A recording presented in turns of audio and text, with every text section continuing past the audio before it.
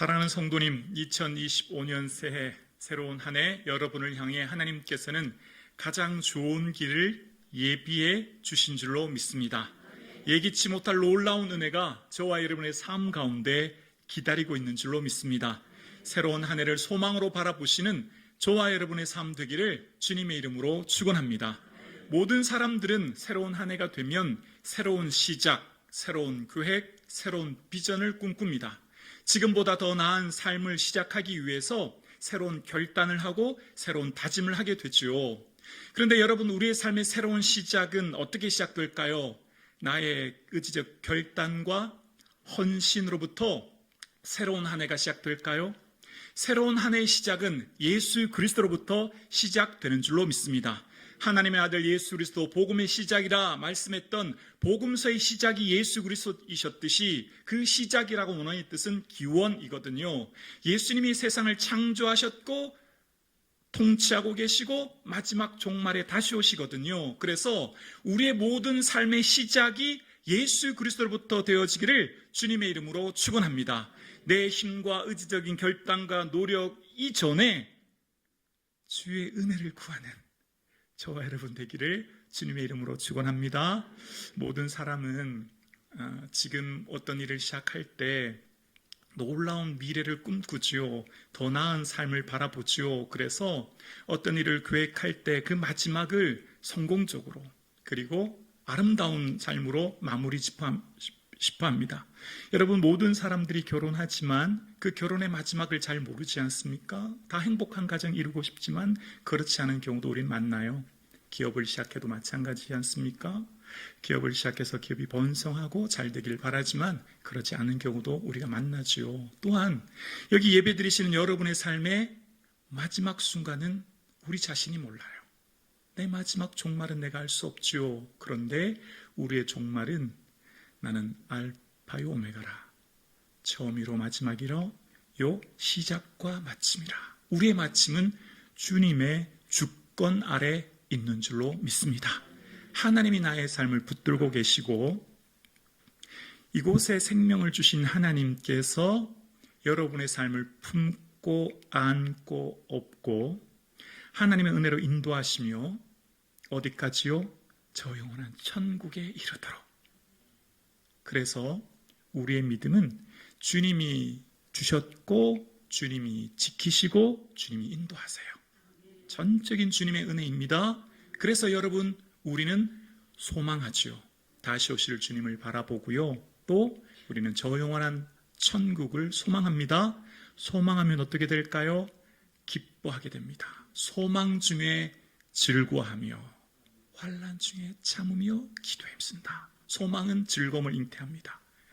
오늘 예배드리시는 저와 여러분의 삶에 2024년은 이제 남은 열흘의 시간, 또한 2025년 새로운 시작의 소망이 예수 그리스도께 그 기초를 두고 예수 그리스도의 은혜를 구하고 예수 그리스도께 전적으로 맡기고 시작하고 마칠 수 있는 저와 여러분의 인생 되기를 주님의 이름으로 축원합니다. 우리는 새벽 예배 시간에 요한계시록을 계속해서 묵상했습니다. 1세기의 성도님들, 로마 황제 도미티아누스 황제의 박해 가운데 예수 믿는 것은 곧 순교를 각오해야 되는 극심한 어려움 가운데 있는 성도님들에게 사도 요한은 반모섬에서 편지를 씁니다. 여러분의 삶이 고난과 어려움으로 힘들고 지치시지만 결코 믿음은 포기하시지 말아야 합니다. 우리의 믿음을 포기하지 마십시오라고 하면서 편지를 쓰지요.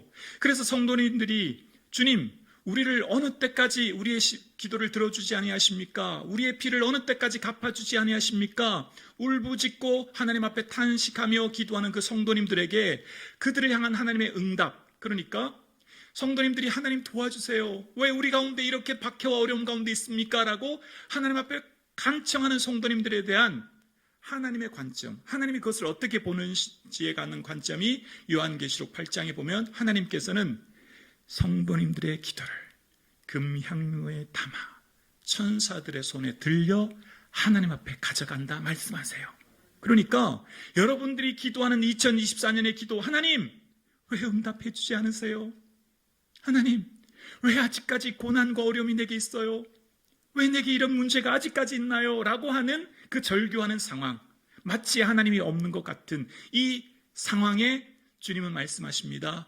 우리의 기도가 단 한마디도 땅에 떨어지지 않고 하나님의 천사가 금향로에 담아 하나님께 올려드리고 있는 줄로 믿습니다. 아멘이시죠? 놀라운 은혜입니다. 요한계시록을 통해 우리의 삶의 하나님의 관점, 하나님이 지금 성도님들을 어떻게 보시는지에 대한 관점이 기록되어 있는데요. 우리의 삶의 하나님을 향한 기도와 간구는 하나님이 결코 잊지 않으신대요. 작은 신음, 말로 다 하지 못하는 어려움 상황 속에 기도는 언어가 아니잖아요. 언어를 넘어서는 거잖아요. 기도는 우리의 삶의 자세이며 우리 삶의 전부 인생이잖아요. 그걸 다 아시는 주님이 결코 잊지 않으신다는 거예요. 그리고 얘들아, 너희들 삶이 참 힘들고 지치지. 너희들의 눈에 보이는 이 강대국 로마 영원할 것 같고 그 무력의 힘으로 세상을 지배하여 마치 그 로마가 영원하여 너희들의 삶의 고난이 영원할 것 같지. 그렇지 않아. 너희들의 보이는 그 로마는, 즉 바벨론은 한시간에, 곧 순식간에 무너질 거야. 그리고 내가 다시 너희들에게 올 거야. 그리고 하늘에서 새 하늘과 새 땅이 열리며 거룩한 성 새 예루살렘이 임할 거야 라고 말씀하시면서 지금 현재의 고난의 상황이 아무리 어렵고 힘들어도 조금만 더 인내하여 나아가면 하나님께서 주실 구원의 영광을 보게 될 거야 라고 말씀하고 계세요. 오늘 예배드리시는 저와 여러분의 삶에 1세기 그리스도인들처럼 어쩌면 21세기 오늘 예배드리신 저와 여러분의 삶에도 하나님 왜죠? 왜 아직 응답해 주지 않으세요? 왜 우리의 삶에 이런 고난이 있죠? 라고 하소연하며 절규하는 가운데 주님은 동일하게 말씀하십니다. 인내하며 믿음으로 살아가면 하나님의 영광을 볼 것이라고요. 그리고 그 기도하는 모든 작은 부르짖음과 기도를 하나님은 다 듣고 계신 줄로 믿습니다. 그래서 오늘 우리는 이 자리에 나와 주님께 예배하며 기도하는 것이죠. 그러면서 장차 들어갈 그 하나님 나라의 영광이 어떠한지를 보여주면서 오늘 본문, 그러니까 22장 앞단락의 21장에 보면 새하늘과 새 땅이 보여지면서 하늘로부터 거룩한 성 새 예루살렘이 내려옵니다. 여러분, 우리의 삶에 중요한 개념 하나가 있지요. 우리는 어떤 장소를 위해 시간을 투자합니다. 예를 들면 더 넓은 아파트를 위해서 시간을 투자해서 물질을 벌어서 더 넓은 아파트로 공간을 넓히지요. 그래서 우리의 개념 속에는 장소가 굉장히 중요한 의미를 갖지요. 그래서 우리의 믿음 생활 속에서도 구원의 은혜라고 하면 죽어서 가는 저 하나님 나라에 대한 장소의 개념, 그리고 그 새로운 장소에 들어갈 자격을 획득하는 믿음으로 많이 생각합니다. 물론 맞습니다. 하나님 나라의 죽음 이후에 있을 저 영원한 천국이 우리를 기다리고 있어요. 그런데 또 중요한 것 한 가지가 있어요. 지금 이곳에서 고난과 어려움 가운데 있는 성도님들을 그냥 내버려 두지 않으시고 주께서 친히 찾아오사 함께 하셔서 지금 삶의 자리를 견고히 세워나갈 수 있도록 주께서 붙들고 계신 줄로 믿습니다. 그래서 거룩한 성 새 예루살렘이라고 하면서 그 예루살렘의 크기 또 예루살렘의 모양이 어떠할지를 이야기하고 있는데요. 공간의 장소적인 의미를 얘기함과 동시에 요한은 그것보다 더 강조해서 이야기하려고 하는 의도가 하나 있어요. 그러니까 요한이 더 강조하려고 하는 것은 공간을 넘어 새 예루살렘은 사람들, 즉 성도님들, 즉 여러분이 하나님의 새 예루살렘입니다 라고 하며 새 예루살렘 된 우리가 하나님과의 관계를 맺고 살아가는 삶이 복된 삶임은 요한계시록은 이야기하고 있는 거죠. 그래서 요한계시록에서 말하고 있는 새 예루살렘에 대해서 신부 곧 어린 양이 아내를 위해 내려주시는 그 혼인잔치에 비유하면서 어린 양 대신 예수 그리스도, 그래서 성경에는 비유가 많잖아요. 예수님을 신랑, 성도인 우리는 신부이죠. 그래서 여러분, 결혼잔치가 있어질 그 주인공, 결혼잔치에서 가장 핵심되는 주인공은 신부이듯이 하나님께서 예수 그리스도께서 다시 오실 그때에 예수 그리스도께서 함께 하실 그때의 주인공이 바로 여러분이 되시는 거예요. 여러분을 향해 주님이 주님의 거처를 예비하고 계신 거죠. 그리고 지금 고난과 박해 상황 가운데 있는 성도님들을 향해서 주님께서 말씀하시기를 하나님의 장막이 사람들과 함께 있음에 하나님이 그들과 함께 계시리니 그들은 하나님의 백성이 되고 하나님은 친히 그들과 함께 계셔서라고 요한계시록 21장 3절에 말씀하셨듯이 하나님께서 친히 찾아오사 그들 가운데 거하시고 그들 가운데 공간을 만드셔서 함께 하시는 것, 그것이 바로 하나님이 주시는 새 예루살렘의 은혜인 거예요. 그러니까 주님은 오늘 이곳에 저와 여러분의 삶에 함께하고 계신 줄로 믿습니다. 그래서 주님께서 이 요한계시록을 통해 끊임없이 얘기하고 있어요. 요한계시록에서 말하는 종말론적인 미래, 미래가 어떻게 될 거야 라고 하는 우리의 관심은 앞으로 있어질 미래에 초점을 두는데, 요한계시록의 본질은, 의도는 우리의 관심을 미래에 두려고 하기보다 현재의 삶을 더 충실하게 살 수 있도록 이 편지를 써서 이야기하는 거예요. 그러니까 현재의 삶의 고난과 박해 가운데 있는 성도들에게 미래에 있을 새 예루살렘에 다시 오실 주님의 영광이 준비되고 있으니 현재의 어떤 고난과 박해도 인내하며 이겨낼 수 있도록 이야기하고 있는 거죠. 즉 말씀은 현재 지금 여기에 계신 저와 여러분을 향해 주신 말씀인 줄로 믿습니다.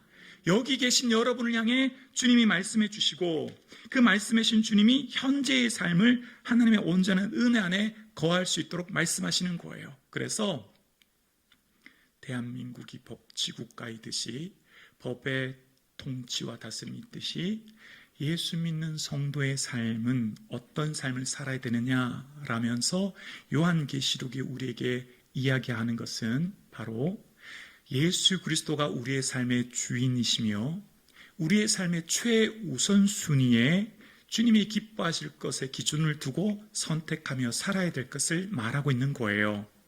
이때 1세기 당시 로마 성도님들의 삶은 너무너무 힘들었습니다. 왜냐하면 어디에 가든 어떤 공동체나 어떤 모임에 가든 다 그곳에는 황제를 숭배하고 그 우상 숭배인 황제를 숭배했기 때문에 당장 먹고 사는 문제가 어려웠어요. 예를 들면 물건을 파는 상인이라면 상인들이 물건을 매매하고 팔기 위해서는 상인조합이라고 하는 길드에 가입을 해야 되는데 그 상인조합에 가입하는 순간 첫 번째 의식이 황제를 숭배하는 것이기 때문에 예수 믿는 성도님들은 그것에 가입할 수 없지요. 즉 경제적인 어려움이 바로 닥치는 거예요. 그것이 심해지면 순교의 길에까지 이르게 되죠. 뭘 말하고 있죠? 비록 내 삶에 고난과 어려움이 있지만 나의 삶의 주인은 예수 그리스도이시며 예수 그리스도가 내 삶의 주인 되시기에 주님 기쁨 위에 어떤 고난도 이겨내며 이 믿음 포기하지 않겠습니다. 많은 성도님들이 뭘 그렇게 유달스럽게 예수 믿냐? 뭘 그렇게 별나게 예수 믿어? 상제 숭배는 문화 행사야. 국가 의식이야. 그냥 해도 되지. 당장 먹고 살아야 되지 않아? 당신 자녀를 어떻게 기를 거야? 라고 하는 황제의 가치, 황제의 질서, 황제의 통치를 순응하고 따라가고 모든 사람들이 함께 가는 그 길에 주 믿는 백성들, 비록 순교의 각오의 자리에까지 이를지라도 나는 결코 우상인 황제를 숭배하지 않겠습니다 라고 하며 예수님만을 주로 고백하며 살아가는 성도님들의 삶을 향해 주님께서 위로하며 편지하는 거예요. 오늘 예배드리신 여러분, 여러분의 삶에 우리의 삶은 자본이라고 하는 거대한 이 자본이 우리를 짓누르고 통치하죠. 자본주의라고 하죠. 거대한 이 자본의 물결, 가치가 이 세상을 흐르고 있지요. 그래서 모든 사람들은 어쩌면 이걸 거부하기가 어려워요. 그래서 삶의 모든 최우선순위에 물질이 담겨져 있는 이런 삶의 자리에서 모든 사람들은 나의 기쁨, 즉 자아의 성취, 행복, 만족이 세상의 최고죠. 나만의 기쁨, 그리고 내 가족만을 위해 살아가는 이 시대, 남들은 관심에도 없죠. 남들이 어떻게 되든 상관도 없어요. 나만 즐거우면 되고 우리 가족만 잘 살면 되는 이 시대를 살아가는 이 시대에, 그러나 주 믿는 백성들의 성도의 삶은 나의 삶의 주인은 내가 아니라 예수님이시며 주인 되신 예수님의 나는 청지기가 되어 내게 맡겨주신 삶의 자리, 물질과 시간, 삶의 모든 자리에서 예수님의 기쁨 되기 위해 선택하며 결정하며 나아가도록 말씀하고 있습니다. 오늘 함께 예배드리시는 사랑하는 성북중앙 가족 여러분, 우리의 삶의 주인은 예수님이시며 그 예수님의 기쁨 되기 위해 삶의 최우선순위가 놓여지고 선택하며 결정할 수 있기를 주님의 이름으로 축원합니다. 그렇게 살아가는 성도의 삶이 복된 것을 요한계시록은 말하는 거예요. 여러분, 인생을 살면서 모든 사람들이 말합니다. 인생의 복은 건강이요, 인생의 복은 재물이요, 인생의 복은 세상 모든 사람들이 인정하는 평판 명예다라고 할 때 요한계시록은 아니요, 그런 것이 참된 복이 아닙니다. 참된 복이란 이런 것입니다 라고 하면서 7개의 복, 마치 예수님께서 산상수훈에서 말씀하셨듯이 7개의 복을 소개하고 있습니다. 그 첫 번째가 바로 요한계시록 1장 3절에 이렇게 말씀하세요. 이 예언의 말씀을 읽는 자와 듣는 자와 그 가운데 기록한 것을 지키는 자는 복이 있나니. 말씀을 읽고 오늘 저와 여러분이 말씀을 듣는 것, 그리고 오늘 저와 여러분이 말씀대로 살아가는 것, 이것이 복인 줄로 믿습니다. 우리의 삶에 참된 복이 말씀을 읽고 듣는 것이래요. 그래서 모든 믿음의 선배들의 공통된 고백 한 가지가 있어요. 시편을 기록했던 시편의 저자는 시편의 중요한 주제 하나를 시편 1편 1절에 복 있는 사람은 이라고 얘기하면서 여호와의 율법을 주야로 묵상하는 자라는 겁니다. 하나님 말씀을 주야로 묵상하고 읽고 되뇌이며 주의 말씀대로 살아가기 위해 애쓰는 것, 그것이 성경에서 말하는, 즉 하나님이 보시기에 우리의 삶에 참된 복이 바로 말씀 따라 사는 삶이라고 얘기하는 거예요. 오늘 함께 예배드리시는 저와 여러분, 2025년의 새로운 계획의 기초가 말씀이 놓여질 수 있기를 주의 이름으로 축원합니다. 여러분의 소망이 주의 말씀대로 붙들어 우리를 살게 해주셔서 우리의 소망이 주님의 자랑되기를 주의 이름으로 축원합니다. 여러분, 하나님께서 우리에게 말씀하십니다. 우리가 이 세상 살아가면서 가장 슬픈 건 죽음 아닌가요? 가장 두렵고 공포스럽습니다.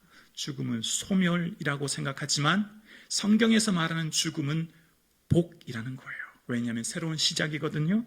요한계시록 14장 13절에 중간 부분에 이렇게 말씀하십니다. 지금 이후로 주 안에서 죽은 자들이 복이 있도다. 어떻게 죽음이 복이 되나요? 두려움, 공포, 소멸인데요. 그러나 성경은 말합니다. 죽음은 끝이 아니라 새로운 시작인 줄로 믿습니다. 바로 영원한 천국, 하나님 나라가 기다리고 있기 때문이에요. 그래서 우리는 황제를 숭배하지 않겠습니다. 결단코 예수님만 경배하겠습니다. 고백했던 사람들, 그래서 순교의 자리에까지 이르렀으나 그 순교가 헛되지 아니한 것은, 주 안에서 죽은 그들이 복된 자인 것은 그들의 삶에 영원한 천국이 예비되어 있기 때문인 줄로 믿습니다. 그래서 세상 사람들이 볼 때 바보처럼 보이고 미련하게 보이는 그들이 주님께서는 가장 복된 자임을 이야기하듯이 오늘 저와 여러분의 삶 가운데 새로운 한 해의 계획이 하나님 나라를 바라보고 최종 종착적인 목적지인 하나님 나라에 두고 주님 앞에 설 때에 자랑할 것이 풍성한 삶을 위해 계획하고 준비하고 다짐할 수 있기를 주님의 이름으로 축원합니다. 이것이 우리의 삶의 참된 의미와 기쁨인 것이죠. 그래서 주의 축복 가운데 이야기합니다. 세 번째입니다. 16장 15절에 이렇게 얘기합니다. 누구든지 깨어 자기 옷을 지켜 벌거벗고 다니지 아니하면 자기의 부끄러움을 보이지 아니하는 자는 복이 있도다. 자기 옷을 지키고 라는 표현 속에 요한계시록에 나오는 옷이라는 표현은 대부분 성도의 행실, 삶을 얘기하는 거예요.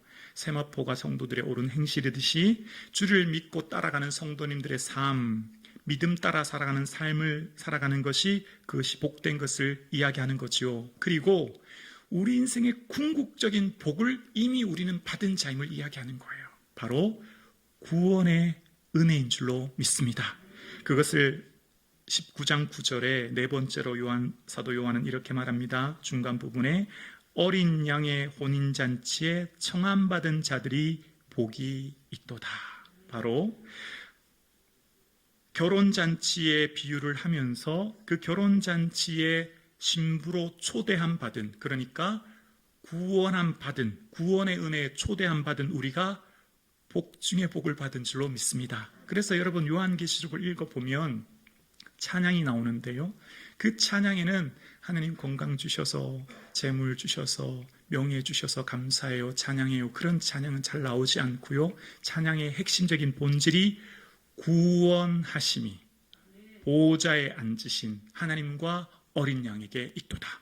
구원하심이, 감사의 첫 번째 가장 중요한 복은 구원의 복인 줄로 믿습니다. 여러분, 우리의 삶에 구원 얻지 못하면 이 땅의 것이 무슨 소용이 있나요? 저 영원한 천국 없이 이 땅을 살아가는 그것이 무슨 의미가 있나요? 그래서 사도 요한은 우리에게 끊임없이 얘기합니다. 구원의 은혜를 기뻐하도록. 오늘 예배드리시는 저와 여러분에게 구원의 감격이 회복되는 이 시간 되기를 주님의 이름으로 축원합니다. 하나님께서 우리를 구원하신 그 은혜에 감사하여. 그래서 사도 요한은 또 이야기합니다. 20장 6절입니다. 20장 6절에 이 첫째 부활에 참여하는 자들은 복이 있도다. 첫째 부활이 바로 또한 구원이지요. 예수 그리스도께서 부활의 첫 열매 되셨듯이 그 첫째 부활에 참여하는 자, 예수 그리스도와 함께 구원 얻는 자의 삶이 복되다고 얘기합니다. 그리고 22장 7절에 여섯 번째로 다시 한 번 더 말씀을 얘기해요. 예언의 말씀을 지키는 자가 복이 있으리라. 말씀대로 살아가는 삶, 비록 세상이 볼 때는 어리석어 보이고, 세상이 볼 때는 바보처럼 보이고, 세상이 볼 때는 우리를 인정치 않아도 주님은 말씀하시죠. 얘들아, 너희들의 삶의 진정한 복이 뭔지 아니? 말씀 붙들고 말씀 의지하고 말씀대로 사는 거야 라고 말씀하세요. 여러분, 2025년에 여러분의 삶의 최우선순위에 무엇을 두시렵니까? 여러분, 새해를 향한 계획, 비전, 꿈, 거기 첫 번째 하나님을 예배하는 삶에 두고 주의 말씀을 펼쳐 읽는 저와 여러분 될 수 있기를 주의 이름으로 축원합니다. 말씀을 읽으셔야 돼요. 주님께서는 여러분에게 끊임없이 말씀하고 계세요. 그런데 우리가 주님께서 말씀하시는 그 음성을 어떻게 듣죠? 하나님은 영이세요. 만져지거나 볼 수 있는 분이 아니잖아요. 영이신 주님이 우리에게 어떻게 말씀하시죠? 내 말이 너희 안에 거하고 너희가 내 안에 거하면. 주님께서 말씀하시는 것은 하나님 말씀이 우리에게 거하게 하는 것, 말씀대로 살아가는 것, 그것이 주님과 함께 하나 된 삶이요, 동행하는 삶이요, 주를 기쁘게 하는 삶이라고 말씀하시는 거예요. 그래서 여러분의 삶 가운데 말씀을 펼쳐 읽으셔야 돼요. 아멘이십니까? 새로운 한 해의 준비를 여러분 이제 교회 가실 때에 첫 번째 예배에 두시고 반드시 두 번째는 말씀을 펼칠 수 있기를 축원합니다. 말씀하실 때, 말씀을 읽으실 때 주님이 세미한 음성으로 여러분에게 말씀하시고 그 읽는 말씀을 통해 깨닫게 하세요. 여러분 다 아시잖아요. 여기 계신 우리 선배, 장로님, 권사님들 다 아시잖아요. 주님 앞에 엎드려 기도하면 하나님의 막 통성으로 기도하고 하나님의 울부짖어 기도할 때 하나님 응답 주실 때 어떻게 응답 주시죠?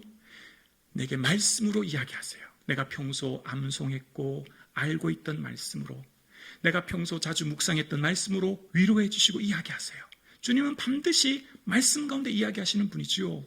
말씀이 육신이 되어 우리 가운데 거하셨고 우리와 함께 하시면서 얘들아, 내가 너희와 함께 하기를 원해. 내가 너와 동행하기를 원해. 그래서 말씀이 너희 안에 거할 때, 말씀을 묵상하고 함께 살아갈 때 그것이 곧 동행이야 라고 말씀하시거든요. 그러면서 오늘 마지막에 22장 14절에 이렇게 말합니다. 자기 두루마기를 빠는 자들이 복이 있도다. 바로 두루마기는 겉옷인데요, 빨래하다라는 의미인데 바로 이전에 어린 양의 피로 그 옷을 희게 하는 자들, 요한계시록 7장 14절 이하에 나오는데요, 어린 양의 피로 씻게 된 자들이 복이 있다는 거죠. 예수 보혈로 죄 사함 얻고 예수 보혈로 구원 얻은 사람들이 참된 복된 자임을 이야기하는 겁니다. 오늘 함께 예배드리신 저와 여러분의 삶에 인생의 진정한 복, 구원의 복인 줄로 믿습니다. 이 기쁨이 회복되어야 합니다. 이 기쁨을 놓치니 우리의 삶에 보여지는 현상, 보여지는 조건, 보여지는 사람, 왜 내게 이런 복이 없지? 왜 내게 이런 삶을 살지? 라고 하는 불평 속에 여러분, 우리의 삶에 진정한 기쁨이 구원의 은임을 기억하여 다시 오심을 바라보는 이 아침 되기를 주님의 이름으로 축원합니다. 여러분, 초대교회 성도님들은 항상 이렇게 인사했습니다. 마라나타. 아람어로 마라나는 우리 주님이고요, 타는 오십니다 라는 뜻이거든요. 성도님들의 삶이 너무 힘든 거예요. 박해와 고난으로 인해 너무 힘든 그들이 간절히 바라는 것은 곧 주님 다시 오시기를 바라봅니다. 여러분, 오늘 만약에 여러분에게 얘들아, 나 금방 갈게, 오늘 밤에 너희들에게 갈게, 그럼 여러분 뭐라고 말씀하실래요? 아직 저 준비가 덜 됐는데, 아직 저 여기 살아야 될 할 일 많은데, 이렇게 얘기하실래요? 아멘, 주 예수님 어서 오시옵소서. 누가 그런 고백할 수 있을까요? 준비하는 사람. 아멘이십니까? 손꼽아 기다리는 사람, 준비하는 사람. 주님 오시기를 위해서 살아가는 인생, 나 위해 사는 인생 말고요, 내 기쁨 말고요, 주님 기쁨 위해 살아가는 인생은 반드시 주님 오시면 너무 기쁜 거예요. 아멘, 주 예수님 오시옵소서. 이 고백이 저와 여러분의 평생의 고백 되기를 주님의 이름으로 축원합니다.